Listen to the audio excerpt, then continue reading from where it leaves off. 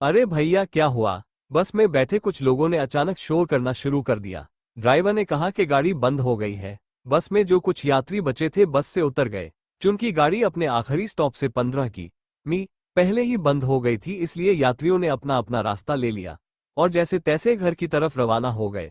उन यात्रियों में केवल एक ही औरत थी जो अपने 1.5 साल के बच्चे के साथ सफर कर रही थी। अकेली बच गई, जिसे अभी और 30 की का सफर तय करना था।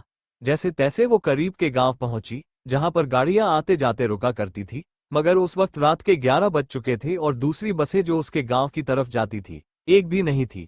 वो औरत परेशान हो गई कि अब क्या करूं। गांव में कुछ होटलें शुरू तो थी, बहुत से लोग भी थे, कुछ कारें भी वहां खड़ी थी, मगर उसकी हिम्मत नहीं हुई कि वो उनसे कह सके।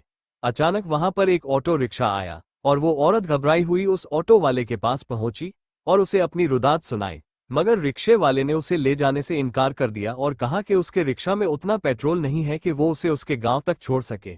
उसने बहुत मिन्नत समाजत की, मगर रिक्शे वाले ने उसे दिलासा दिया और कहा कि आप रुक जाइए, बस आती ही होगी, थोड़ी देर इंतजार कीजिए। उस औरत की घबराहट और परेशानी उसके चेहरे से साफ दिखाई दे रही थी।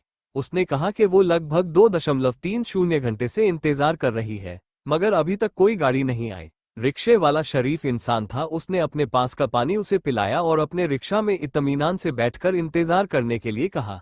कुछ देर इंतजार करने के बाद वहां पर एक लग्जरी बस आकर रुक गई। रिक्शे वाले ने गाड़ी के कंडक्टर से बात की और उससे इल्तिजा की कि वो गाड़ी को उसके गांव के पास रुका दे और उस औरत को इत्मीनान दिलाया कि अब बेफिक्र होकर घर जाए।